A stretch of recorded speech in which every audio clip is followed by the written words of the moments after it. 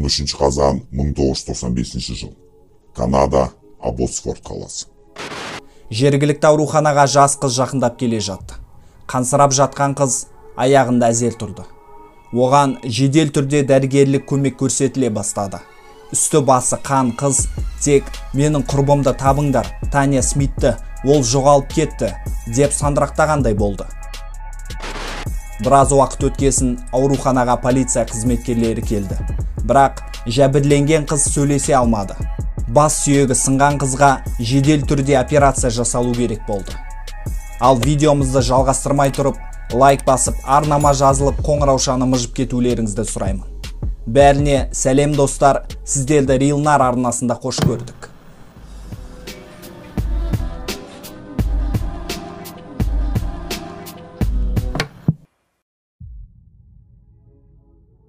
Дәл сол күні қаланың сыртында балық аулап жүрген екі ер азамат суда жатқан бірдемені байқайды. Жақынырақ келіп қарағанда олар жас қыздың мәйітіне тап болады. Оқиға орнына келген полиция жас қыздың мәйіті Таня Смиттікі екенін анықтайды. Әлгі ауруханаға түскен қыздың құрбысы. Көптеген жарақаттар алған қыздың мәйіті тыр жалаңаш күйде жатты. Ал жақын маңайдан оның киімдері табылды. Бір қызығы, мерт болған қыздың киімдері ағаштың бұдақтарында ілініп тұрды. Біреу тезірек байқасын деп әдейі жасағандай. Әдетте қылмыскерлер іздерін қалдырмауға тырысатын, бірақ бұл жағдай өзгешерек болды.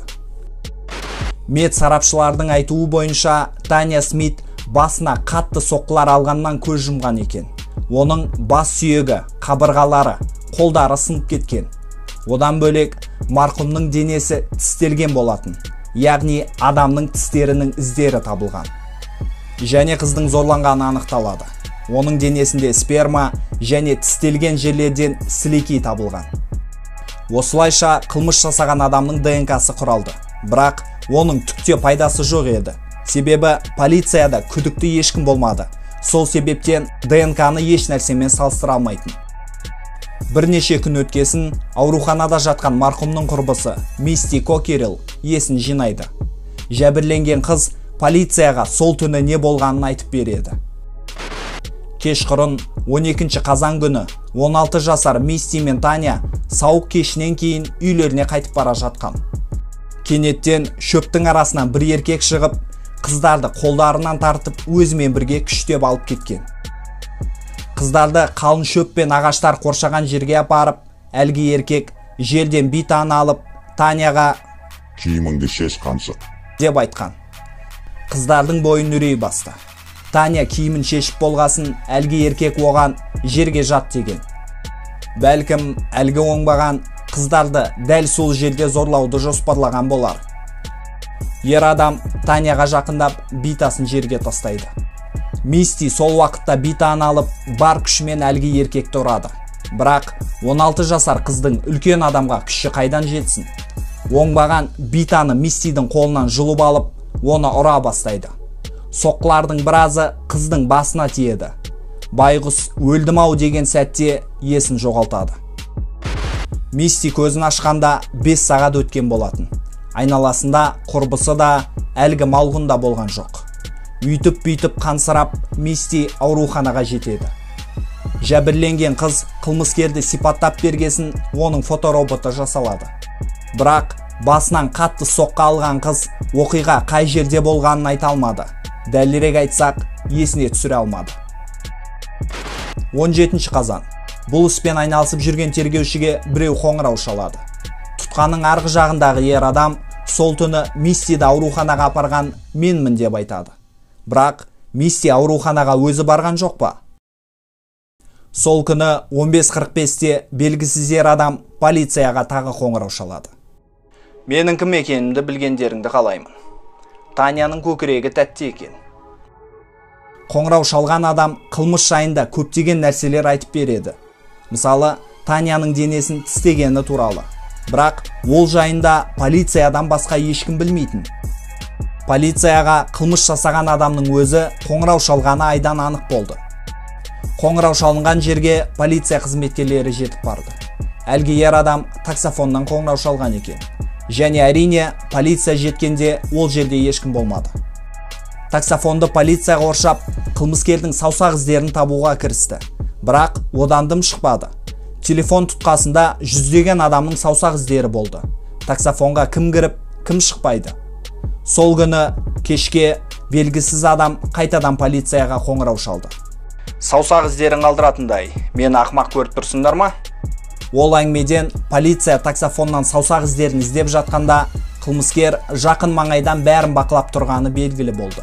Оған полицияны мазақ қылу ұнайтын сияқты көрінді. Қылмыскер қайтадан қоңырау шалғанда былай деді: «Мен сендерге өзімді ұстауға мүмкіндік беріп тұрмын. Мен осы айналада өзіме жаңа құрбан іздеп жүрмін». Қала тұрғындарын бұл хабарлама қатты шошытты. Ал полиция дым істей алмай жатыр. Десек те аяқ асты қылмыскер байланысқа шықпай қояды. Бұл жағдай полицейлерді қорқытады. Жаңа қылмыс жасалмай тұрғанда бір нәрсе істеу керек еді. Қылмыскердің қоңырау шалып, полицияны мазақ еткеніне қарағанда, ол елдің назарында болғанды ұнататын сияқты. Полицейлер оны қолға түсіру үшін газеттерге «Қылмыскер полициядан қорқып, қаладан қашып кетті» деген мақала жариялайды. 17 ақпан 1996 жылы жергілікті радиостанцияға біреу қоңырау шалады. Ол радио жүргізушіге сыртқа шығып, көлігіңді тексеріп қайт деп айтады. Жүргізуші көшеге шығып, көлігіне жақындағанда капотында құлпытас жатты. Ол құлпытас марқұм Таня Смиттікі еді. Құлпытаста мистик Кокерилге арналған көптеген қоқан-лоқы сөздер жазылған болатын. Оқиға орнына келген полицейлер көлік пен құлпытасты алып кетеді, бірақ одан түк шықпайды. Қылмыскер бостандықта полицияны мазақ қылуды жалғастырады. Бұл жолы ол полицияға жақын жерде орналасқан таксофоннан қоңырау шалады. «Сендерге тастап кеткен сыйлығым ұнады ма?» 21 ақпан. Полиция бөлімшесіне жақын орналасқан үйдің терезесіне біреу тас лақтырады. Бірақ ол тас емес, сомын кілті болатын. Қылмыскер скотчпен оралған кілтке хат тастап кеткен болатын. Ол хатта былай дейді: «Сендер, полицейлер, маған әбден ашулы шығарсыңдар. Түсінемін. Мендей ақылды адамды ұстау қиын. Мен сендер күніге тұтқындайтын топас емеспін. Бұл менің соңғы қылмысым емес. Сендер мен ұстай алмайсыңдар. Және мен қаладан ешқайда кетпеймін». Бұл хат, оның конверті, кілт, барлығы мұқият тексеріліп шығады. Бірақ одан ешқандай да айғақ таба алмайды. Десек те, бұл жолы қылмыскер қателік жіберіп қойды. Конверттің сыртындағы скотчта саусақ іздері қалып қойған болатын. Саусақ іздері Канада және ақш-тың базалары бойынша тексеріледі. Бірақ ешқандай сәйкестік таба алмайды. Ол деген сөз, қолға түспей жүрген қылмыскер бұрын сотталмаған. Тергеу қайтадан тығырыққа тірелді. Полиция қала тұрғындарына өтініш жасайды. Арнайы номерге хабарласып, қылмыскердің дауысын тыңдауға болатын. Бәлкім, бір таныстарының дауысына ұқсайтын шығар дегендей. Терри Драйвер есімді кісінің ағасы ол дауысты танып қояды. Ал оның анасы бұл баласының дауысы екенін растайды. Олар бірден полицияға хабарласады. 31 жасар Терри Драйвер бала шағасы бар, бұрынғы полиция офицерінің ұлы болатын.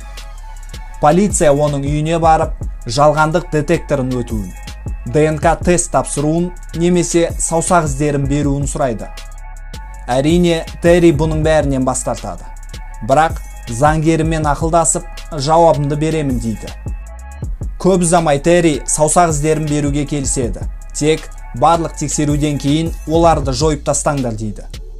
Осылайша 3 мамыр 1996 жылы Терри Драйвер өзінің заңгерімен полиция бөлімшесіне келеді. Айта кететін жайт, алдыңғы скотчтағы саусақ іздері туралы полициядан басқа ешкім білмейтін. Терриді полицейлер тергеп жатқанда, көрші бөлмеде Терридің саусақ іздері мен скотчта қалып қойған саусақ іздерді салыстырып жатты. Шамамен 15 минут өткесін криминалистерден жауап келеді. Толық сәйкестік. Терриді бірден тұтқындайды. Одан бөлек бір шама уақыттан кейін оның ДНК-сы қылмыскердің ДНК-сымен сәйкес болып шығады. Әрине, екі қыздың әкесі, полицейдің баласы, бір әйелдің қамқор күйеуінен мұндай малғұндықты ешкім күтпеген. Қала тұрғындары мұны естіп, қатты таңғалды. Бір жыл бойы қаланы шошытқан қылмыскер ақыры қолға түсті. Қазан айы 1996 жыл. Терри Драйверге қарсы дәлелдерге аман қалған Мисти Кокерелдің түсініктемелері қосылды. Ол Терриді көріп, сол түні оларға шабуыл жасаған малғұнды таныды. Сотта Терри оған тағылған айыптардан бас тартып, есім дұрыс емес деп ақталмақшы болды. Ол, қыздарды ұрған жоқпын, Мистиді ауруханаға жеткізіп тастадым. Ал Таняны есін жоғалтып жерде жатқанда зорлап, денесін өзенге лақтырдым деп жатты. Мұның бәрі ақыл есінің дұрыс еместігінен болғанын айтты. Бірақ сот қызметкері оның бір сөзіне де сенген жоқ. 1997 жылы Терри Драйверді өмір бақи бас бостандығынан айырды. 2001 жылы Терри ісін қайта қарап шығуға өтініш берді. Бірақ сотта жеңіліп қалды. 2006 жылы оны қатаң тәртіпті түрмеден емдеу орталығына ауыстырады. Бұл жағдай қоғамда біршама наразылық туғызып, халықта қанішер жәбірленушілердің арасына көшті деген әңгіме пайда болды.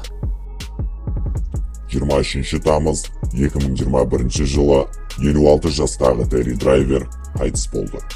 Бір қызығы, сол жылы ол мерзімнен ерте босап шығуға өтінім беру керек болған.